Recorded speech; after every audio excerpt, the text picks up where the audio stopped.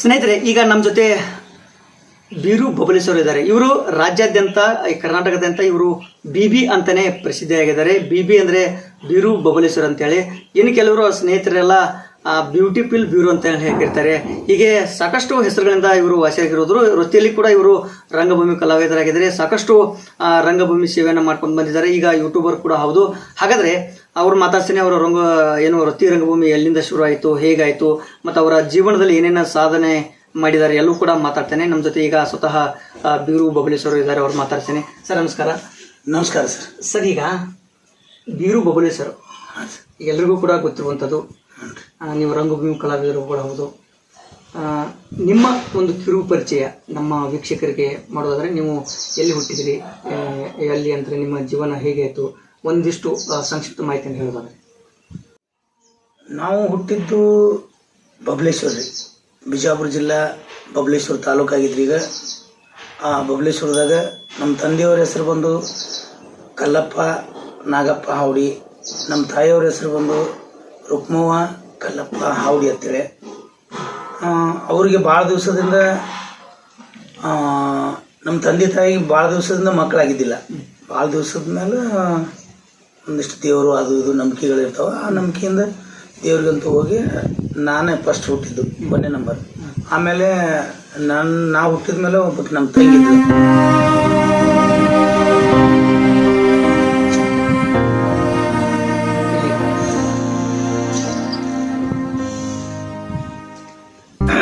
ಅವಳ ಹೆಸರು ಅಂಬಿಕಾ ಆಗ್ತದೆ.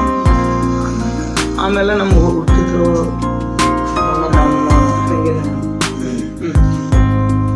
ನಮ್ಮ ತಂಗಿ ಬೆಂದ್ಮೇಲೆ ನಮ್ಮ ತಮ್ಮ ಹುಟ್ಟಿದಮ್ಮ. ಅವನ ಹೆಸರು ಮಾಳಪ್ಪ, ನನ್ನ ಹೆಸರು ಬೀರಪ್ಪ. ಆ ಬಡತನ ನೆನಪ ತ್ರಾಸಾಗೈತಿ, ಭಾಳ ಬಡತನ ಇತ್ತು ಸರ್ ಅವಾಗ. ಅಂದ್ರೆ ನಮ್ಮ ತಂದೆಯವರು ಇನ್ನೊಬ್ಬ ನಮ್ಮ ಕಾಕ, ಅವರೊಂದು 2-3 ಜನ. ಅವ್ರು 3 ಜನರೊಳಗೆ ಒಬ್ಬರು ದೂರ ಹೋಗಿದ್ರು ಬೇರೆಯಲ್ಲಿ.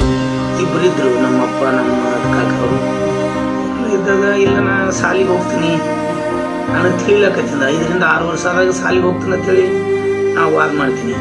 ನಮ್ಮ ತಂದೆಯವರು ಇಲ್ಲ ದೊಡ್ಡ ವಾಗಣ ಹೋಗಾಕತಿ ಅಂತೇಳಿ ರಂಬಿಸ್ಕೊತ ಮುಂದೆ ಹಾಕೋದು ಅಂದರು. ಬಟ್ ನಮ್ಮ ಕಾಕ ಇದ್ದ, ಅವು ಮಾತ್ರ ಶಾಲಿಗೆ ಹೋಗೋ ಬೇಡ, ಶಾಲಿಗೆ ಹೋಗ್ಬೇಡ ನೀ ಮಗನ, ಕುರಿಕಾಯಿ ಹೋಗು, ಶಾಲಿಗೆ ಹೋಗಿ ಏನು ದೊಡ್ಡ ನೌಕರಿ ಹಿಡಿತಿ ಬೋಸ್ಲಿ ಮಗನ, ಈ ಥರ ಶಬ್ದಗಳಿಂದ ಹಳ್ಳಿ ಭಾಷೆದೊಳಗೆ ಬೈತಿದ್ರು. ಅವಾಗಿತ್ತು ತ್ರಾಸ. ನನಗೆ ತ್ರಾಸ ಅಂದ್ರೆ ಏನು, ಶಾಲಿ ಕಲಿಬೇಕು, ನಾ ಈ ಜಗತ್ನಾಗ ಏನೈತಿ ನೋಡ್ಬೇಕು, ಮುಂಬೈಗೆ ಹೋಗ್ಬೇಕು, ಪುನಾಕ್ ಹೋಗ್ಬೇಕು, ವಿಜಾಪುರ ನೋಡ್ಬೇಕು, 100 ಕನಸು ಕಟ್ಕೊಂಡಿನಿ. ಆದ್ರೆ ಆಗ್ಲಿಲ್ಲ. ಬೀರು ಅವರು ಅವರ ವೇಷಭೂಷಣ ಆಗಿರ್ಬೋದು, ಅವರು ಇರುವಂಥ ಡ್ರೆಸ್ ಸೆನ್ಸ್ ಆಗಿರ್ಬೋದು, ಎಲ್ಲೂ ಕೂಡ ನೋಡಿದರೆ ಭಾಳ ಶಾಲಿ ಕಲ್ತಿರ್ಬೋದು ಅಂತೇಳಿ ಎಲ್ಲರೂ ಕೂಡ ಮಾತಾಡ್ಕೊಡ್ತಾ ಇದ್ದಾರೆ. ನಿಜಕ್ಕೂ ಬೀರು ಅವರು ಎಷ್ಟು ನಿಂತೆ ಶಾಲಿ ಕಲ್ತಾರಂತೀವಿ? ಇಲ್ಲ ಇಲ್ಲ ಇಲ್ಲ, ನಾನು ಶಾಲಿಗೆ ಹೋಗಿಲ್ಲ ಸರ್. ಶಾಲಿಗೆ ಹೋಗಿದ್ದೀನಿ. ಹೆಂಗೆ ಹೋಗಿನಂದ್ರೆ 6 ವಯಸ್ಸು ನನಗೆ. 6 ವಯಸ್ಸಿದ್ದಾಗ ಶಾಲಿಗೆ ಹೆಸರು ಹಚ್ಚಿದ್ರು. ನಮ್ಮ ಅವ್ವ ಶಾಲಿ ಕಲಿಸ್ಬೇಕು ಅನ್ನೋ ಆಸೆ ಇತ್ತು. ಹೆಸರು ಹಚ್ಚಿದ್ರು. ಅವಾಗ ಇದು ಕೊಡ್ತಿದ್ರು, ಕಾಕಿ ಚಡ್ಡಿ, ಕಾಕಿ ಅಂಗಿ, ಅದ್ರ ಮೇಲೆ ಒಂದು ಹಿಂಗೆ ಲೇಬಲ್ ಇರ್ತಿತ್ತು, ಕರ್ನಾಟಕ ಸರ್ಕಾರ ಅಂತೇಳಿನ. ಓದಾಕ್ ಬರ್ತಿದ್ದಿಲ್ಲ, ಬಟ್ ಹೋಗಿದ್ದೀವಿ. 1 ತಿಂಗಳಾಗಿತ್ತು ಶಾಲಿಗೆ ಹೋಗಿ. ಶಾಲಿ ಕಲಿಯಕ್ಕೆ ಹೋಗ್ತೀನಿ, 1 ತಿಂಗಳು ಹೊಂಟಿದ್ನಿ. ನಮ್ಮ ಕಾಕ ಶಾಲಿಗೆ ಬಂದ. ನಾ ಬೇರಪ್ಪದಾನನ್ರಿ ಇಲ್ಲ ಶಾಲಿ ಅವ್ರ ಜೋಡಿ ಮಾತಾಡಿ, ಸರ್ ಜೋಡಿ ಮಾತಾಡಿ ಅಲ್ಲಿದ ಶಾಲಿದಿಂದ ಮನಿತನ ಬಡ್ಕೋದು ಬಂದಿದ್ರು. ಯಾಕೆ? ದನಕ್ಕೆ ಹೋಗ್ಬಾ, ಎಮ್ಮಿ ಹೊಡ್ಕೊಂಡು ಹೋಗ, ಇಲ್ಲ ಕುರಿ ಅದ 30 ಕುರಿ ಅದ, ಕುರಿ ಹೋಗ. ಅಂದ್ರೆ ಎಷ್ಟು ದಿವಸ ಹೋಗಿರಿ ಶಾಲಿಗೆ? ಅದು 1 ತಿಂಗಳು ಅಷ್ಟೇ ರೀ. ಇಂದ ಏನ್ವಾ ರುಕ್ಮವ್ವ, ನಿನ್ ಮಗ ಶಾನೆ ಅದಾನು, ಕರೆ ನೀವು ಶಾಲಿಗೆ ಕಳ್ಸಂಗಿಲ್ಲ. ಅವಾಗಿನ ಮಾಸ್ತರ್ಗಳು ಒಂದು ಬಹಳ ಒಳ್ಳೆಯವ್ರು. ಅವ್ರ ಹೆಸರು ಚಲುವಾದಿ. ಚಲುವಾದಿ ಹಿಂಗೇನೋ ಹೆಸರು ಇತ್ತು ಅವ್ರದ್ದು, ಅಷ್ಟೊಂದು ನೆನಪಿಲ್ಲ ಈಗ.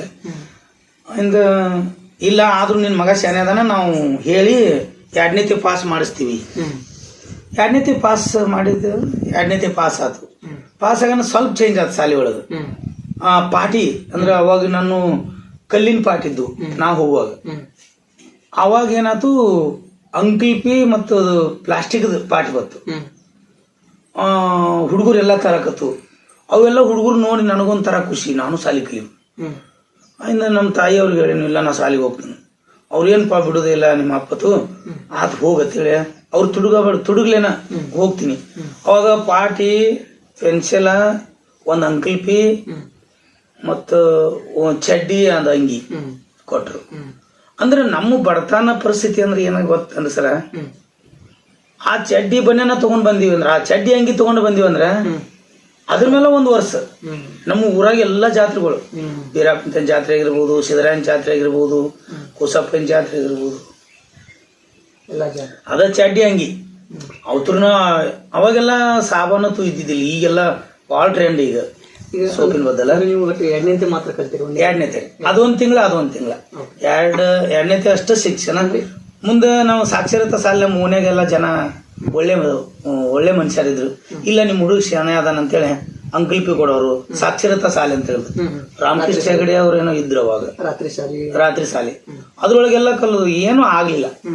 ಬಿಡಾಗ ನನ್ಗೆ ಅದು ನನ್ನ ಟೈಮ್ ಸುಮಾರು ಅಂತ ಅನ್ಕೊಂಡೆ. ಅವಾಗ ಶಾಲೆ ಕಲಿಬೇಕಂತ ಅನಿಸ್ತದೆ, ಭಾಳ ಇತ್ತು, ಭಾಳ ಆಸೆ ಇತ್ತು ಸರ್. ಸರ್, ಈಗ ನೀವು ಇಷ್ಟು ಎಲ್ಲ ಈಗ ದೊಡ್ಡ ಹೆಸರು ಮಾಡಿದ್ರಿ, ಬಾಲ್ಯದ ದಿನಗಳನ್ನ ನೆನೆಸ್ಕೊಳ್ಳೋದಾದ್ರೆ ನಿಮ್ಮ ಸ್ನೇಹಿತರಾಗಿರ್ಬೋದು, ಅವಾಗಿನ ಬಾಲ್ಯದ ದಿನಗಳು ಹೆಂಗಿತ್ತು, ಏನೇನು ಮಾಡ್ತಿದ್ರಿ ಅವತ್ತ?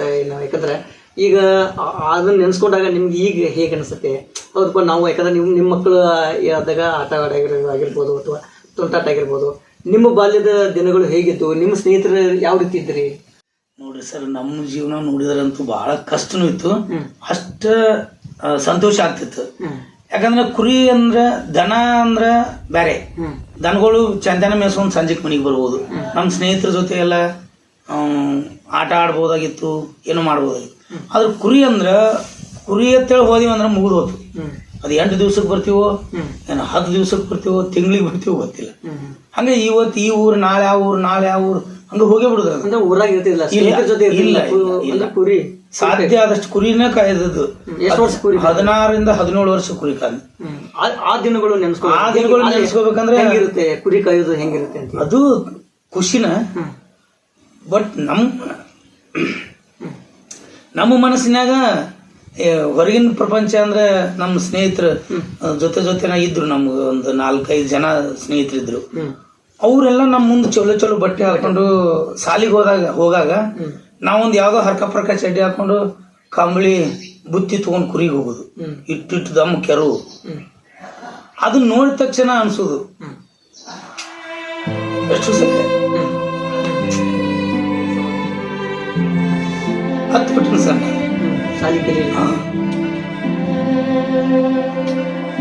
ನಾನು ಸಾಲಿ ಕಲೀಲಿಲ್ಲ, ನಾನು ಸಾಲಿ ಕಲಿತ್ರೆ ಇವ್ರಿಗತಿ ನಾನು ಚಲೋ ಬಟ್ಟೆ ಹಾಕೊಂಡು ಹೋಗ್ತೀನಿ ಅನ್ನುವಂತ ನೋವು ಕಾಡ್ತಿತ್ತು. ಆದ್ರೂ ಎಲ್ಲರ ಗ್ಯಾಪ್ ತಗೊಂಡು ಏನಾರ ಮಾಡ್ಕೊಂಡು ಬಂದ ಅವ್ರ ಜೊತೆ ಗುಂಡ ಆಡ್ತೀನಿ, ಎಲ್ಲ ಆಡೋದು ಹಿಂಗೆಲ್ಲ ಮಾಡ್ತೀನಿ. ಮಾಡ್ತಾ ಏನಾಯ್ತಂದ್ರ ಕುರಿ ಕಾಯುವಾಗ ಅಲ್ಲಿ ನಮ್ಗೆ ಕೆಲವೊಂದಿಷ್ಟು ಜನ ನಮ್ಗಿಂತ ದೊಡ್ಡವರು ವಯಸ್ಸಿನವರು, ನಮ್ಮ ಮಾವುಗಳಾಗಿರ್ಬೋದು, ಕಾಕಾಗಳು, ಅವರೆಲ್ಲ ಚರ್ಚೆ ಮಾಡೋರು. ಬೀರಪ್ಪ ಮನಗಂಡ್ ಗಾಂವದಲ್ಲಿ ಕುಸ್ತಿ ಹಿಡ್ಸುನು, ಇವನ್ ಜೋಡಿ ಹಿಡ್ಸುನು, ದುಂಡಪ್ಪನ ಜೋಡಿ ಹಿಡ್ಸುನು, ಹಿಂಗೇನೋ ತಮಾಷೆ ಮಾಡಿದ್ರು. ಸಾಯಂಕಾಲ ಎಲ್ಲ ಕುರಿ ಮೇಸ್ಕೊಂಡು ಬಂದು ಒಂದ್ ಕಡೆ ತರಬಿದ ಮ್ಯಾಗ ಅವಾಗ ಕುಸ್ತಿ ಆಡ್ಸಕತ್ ಅವ್ರ. ಈ ದಿನಗಳನ್ನ ಅಲ್ಲಿ ಮರಿತಿದ್ವಿ. ಆ ಕುಸ್ತಿನ ಅವನು ಒಗದ್ನಿ, ಅವನು ನಾಳೆ ಹಿಡಿದು ಹಾಲು ಇನ್ನೂ ಕುರಿ ಹಾಲು ಜಾಸ್ತಿ ಕುಡಿಬೇಕು ಅನ್ನುವಂಥದನ್ನ ಈ ಊರಾಗ ದೋಸ್ತರ ಜೋಡಿ ಒಡನಾಟ ಬೆಳೆಸೋದು, ದೋಸ್ತರ ಜೋಡಿ ಕೂಡಿ ಶಾಲಿಗೆ ಹೋಗ್ಬೇಕು ಅನ್ನೋ ಖುಷಿಯನ್ನ ಅದ್ರೊಳಗೆ ತೋರಿಸ್ತಿದ್ವಿ. ನೋಡ್ಬೇಕಂದ್ರೆ ಹೆಂಗ್ ಮಾಡ್ಬೇಕಂದ್ರೆ ಕುರಿ ಮಾರ್ಬೇಕು, ಅದ್ರ ಬಿಟ್ರೆ ಆಪ್ಷನ್ಸ್ ಇಲ್ಲ. ನಮ್ಮ ತಾಯಿಯವ್ರಿಗೆ ನಾ ಟಾರ್ಚರ್ ಕೊಡ್ತೀನಿ ಬಂದ, ಇಲ್ಲ ನನಗೆ ಆಗಲ್ಲ, ನಾ ಕುರಿ ಕಾಯಕ್ ಆಗಲ್ಲ. ಇನ್ನೊಂದು ವಿಶೇಷವಾಗಿ ಹೇಳ್ಬೇಕಂದ್ರೆ ನೋವು ಬಹಳ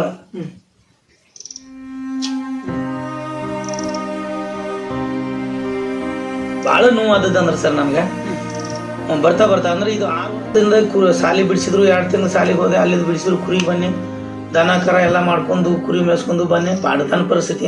ಅವಾಗ ಜೋಳದ ನುಚ್ಚ, ಜೋಳದ ನುಚ್ಚ ಮತ್ತೆ ಇಲ್ಲ ಗೊಂಜಾಳ ನುಚ್ಚ, ಅವತ್ರ ಒಂದಿಷ್ಟು ಕಟ್ಕೊಳ್ಳೋರು. ಅವೆಲ್ಲ ನಾವು ಜೋಳಿಗೆ ಅಂತೀವಿ, ಅದ ಚೀಲ, ಒಂದು ಗೊಬ್ಬರ ಚೀಲ ಮಡಿಚಿ ಕಟ್ಟಿದ್ರೆ ಅದ ಚೀಲ ಅಲ್ಲಿಗೆ ಹಾಕೊಂಡು ಕ್ವಾಡ್ಲಿ, ಒಂದು ಕೊಯ್ತಾ, ಒಂದು ಬಿದಿರುಗಳನು, ಒಂದು ಮರಿನು ಎಲ್ಲ ಜೀವನ ಮಾಡ್ಕೊಂಡು.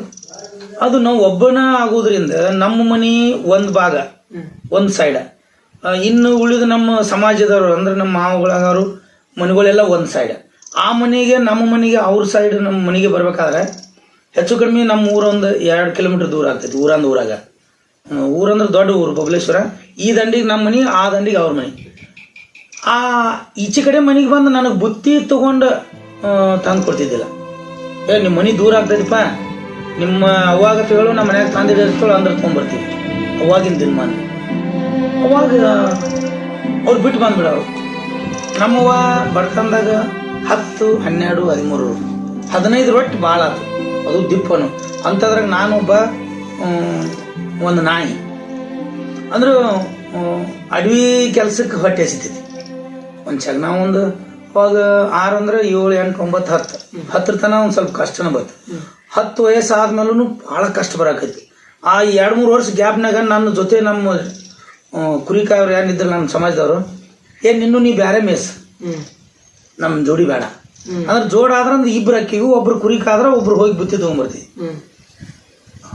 ಬೇರೆ ಮೇಸನ ಮತ್ತದು ನಾನು ಒಬ್ಬನ ಹೊಟ್ಟಿದ. ಅವಾಗ ಏನು ಮಾಡ್ತೀನಿ ನಾ, ಬುತ್ತಿ ಸರಿಯಾಗಿ ಬಂದು ಪೋಚ್ ಆಗ್ಲಾರ್ದು ಮುಟ್ಲಾರ್ದಕ್ಕೆ ಜಾಲಿಕಾಯಿ, ಕರಿ ಜಾಲಿಕಾಯಿ ಅಂತೇಳಿ ಬರ್ತದೆ, ಕುರಿ ತಿಂತೈತೆ. ಅದು ಕುರಿ ಆಡ ಎಲ್ಲ ತಿಂತಾವು.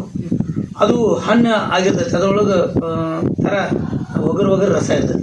ಅದನ್ನ ಜಾಲಿಕಾಯಿ ಹರ್ಕೊಳ್ಳೋದ, ಒಂದು ಮುಟ್ಟಿಗೆ ಜಾಲಿಕಾಯಿ ಹರ್ಕೊಳ್ಳೋದು, ಹಣ್ಣು ಆದದ್ದು, ಅದನ್ನ ಸುಲಿದ ಬ್ಯಾಳಿ ಕಾಳ ತಿನ್ನೋದು. ಅಂದ್ರೆ ಅದು ಜಿಬಿ ಆಗೋದ್ರಿಂದ ಬಾಯಿ ಅಂಟಾಗಿ ಹೊಟ್ಟೆ ತುಂಬಿದಂಗೆ ಆಗ್ಬಿಡುದು. ಅಂದ್ ಯಾರ ಹೆಸರು ಕಾಯಿ ಅಂತೇಳಿ ಹೆಸರು ಬಿತ್ತಾರ, ತಿನ್ನೋ ಹೆಸರು, ಅದು ಫುಲ್ ಕಾಯಾಗಿ ಸುಲ್ಗಾಯಿ ಆಗಿರ್ತೈತಿ. ಅದನ್ನೆಲ್ಲ 2 ಕಿಶ ತುಂಬಿಕೊಳ್ಳು, ಅದನ್ನ ತಿನ್ನೋದು ಜಾಸ್ತಿ. ತಿಂದು ಉಗುರೆಲ್ಲ ಇವು ಕಟ್ಟಾಗಿರು. ಆಯ್ತು ಶೇಂಗಾದ ಹೊಲ ಬತ್ತು ಅಂದ್ರೆ ಕುರಿ ಮೇಸ್ಕೋತ ಹೊಂಟಿವಿ, ಶೇಂಗಾ ಕಿತ್ಲಾಕಿರ್ತಾರೆ, ಶೇಂಗಾ ಹರಿಲಾಕತಿರ್ತಾರಲ್ಲ, ಆ ಶೇಂಗಾ ಎಲ್ಲ ಕಿತ್ತು. ಅವ್ರು ಶೇಂಗಾ ಕೊಡ್ತಿದ್ದಿಲ್ಲ, ಅವರು ಕೊಡ್ತಾರ, ಅವ್ರು ಬಡ್ತಾನ ಅವ್ರದ್ದು. ಅವ್ರು ಹೋದ್ಮೇಲೆ ಕಾಲಿಲಿ ಕೆದರುದ್ರು, ನೆಲ ಕೆದರಣ ಕಿತ್ತುವಾಗ ಅವಳು ಉಳಿದಿರ್ತಾಳ, ಅವು ತಿಂತೀನಿ. ಮೂಕ್ನಿ ಬೆಳ್ಳಿ ತುದಿ ತಿನ್ನೋದು ಏನ ಅಂದ್ರೆ 1 ರೊಟ್ಟಿಯಾಗ ಇನ್ನೊಂದು 2 ರೊಟ್ಟಿ ಐಟಮ್ ಅದ್ರೊಳಗೆ ಬರ್ಬೇಕು. ಅಂತ ಒಂದು ವಿಚಾರದಾಗ ಜೀವನ ಮಾಡಿ ಸಾಕಾಗಿ ಬ್ಯಾಸರಾತು. ಲಾಸ್ಟ್ ನಮ್ಮ ತಾಯಿಯವ್ರಿಗೆ ಹೇಳಿನಿ, ಇಲ್ಲವ ನನ್ನ ಕುರಿ ಕಾಯಕ್ಕಾಗಲ್ಲ. ಹಂಗೂ ಹಿಂಗೆ ಮಾಡಿ ಯಾರಿಗೋ ಒಬ್ಬರಿಗೆ ಕುರಿ ಮಾರಿದ್ರು. ಅವರು ಇಲ್ಲೇ ನಮ್ಮ ರಿಲೇಷನ್ದಾಗ ಕುರಿ ಮಾರಿದ್ರು. ಕುರಿ ಮಾರಿದ ತಕ್ಷಣ ನಾ ಮಾಡಿದ ಕೆಲಸ ಒಂದು 100 ರೂಪಾಯಿ ತುಡುಗು ಮಾಡೀನಿ ಸರ್ ಮನೆಯಾಗ. ಒಂದು 100 ರೂಪಾಯಿ, ಅವಾಗ ದೊಡ್ಡ ನೋಟ್ ಇತ್ತು, 100 ರೂಪಾಯಿ ತುಡುಗು ಮಾಡೀನಿ.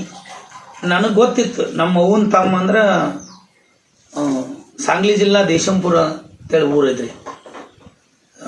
ಸಾಂಗ್ಲಿ ಜಿಲ್ಲಾದಾಗ ಉದ್ಗಾವ್, ಆ ಊರಾಗ ಅವ್ರು ಗೌಂಡಿ ಕೆಲಸ ಮಾಡಕ್ಕೆ ನಮ್ಮ ಆಯಿ, ನಮ್ಮ ಅವ್ವನ ಅವ್ವ, ನಮ್ಮ ಅವ್ವನ ತಮ್ಮ ಎಲ್ಲರೂ ಅಲ್ಲೇ ಇದ್ರು. ಅಲ್ಲಿ ಹೋದ್ರೆ ಇದು ಆಗ್ತೈತಿ. ಮತ್ತು ಇನ್ನೊಂದು ನಾ ಆದ್ಮೇಲೆ ಹುಟ್ಟಿದ ನಮ್ಮ ತಂಗಿ ಅಂಬವ್ವ, ಆಕಿನೂ ಅಲ್ಲೇ ಕೊಟ್ಟಿದ್ದೀವಿ ನಾವು. ಅಂಡ್ 100 ರೂಪಾಯಿ ತುಡುಗು ಮಾಡ್ಕೊಂಡು ಬಿಜಾಪುರಕ್ಕೆ ಹೋದ್ನಿ. ಭಾಳ ಐತ್ರಿ ಆ ಸ್ಟೋರಿ. ಬಿಜಾಪುರಕ್ಕೆ ಒಬ್ಬನ ಹೋಗಿ ಅಲ್ಲಿಂದ 7-12 ರೂಪಾಯಿನ ಇತ್ತು ಅವಾಗ ಟಿಕೆಟ್. ಅಲ್ಲಿ ಕೊಟ್ಟು ಮಿರಜ್ಗೆ ಹೋಗಿ ಇಳಿದು ಉದ್ಗಾವ್ ಅಂತ ಹೇಳಿನಿ, 5 ರೂಪಾಯಿ ತೊಗೊಂಡು ಹೋದ್ನಿ. ಅಲ್ಲೆಲ್ಲ ಜೀವನ. 8 ವರ್ಷ ಇದ್ರಿ ಮಹಾರಾಷ್ಟ್ರ? 4 ವರ್ಷ ಇದ್ದೀನಿ. ಸೊ ಅಲ್ಲಿಂದ ಬಂದು ಮತ್ತೆ ಕರ್ನಾಟಕ ಬಂದ್ರಿ.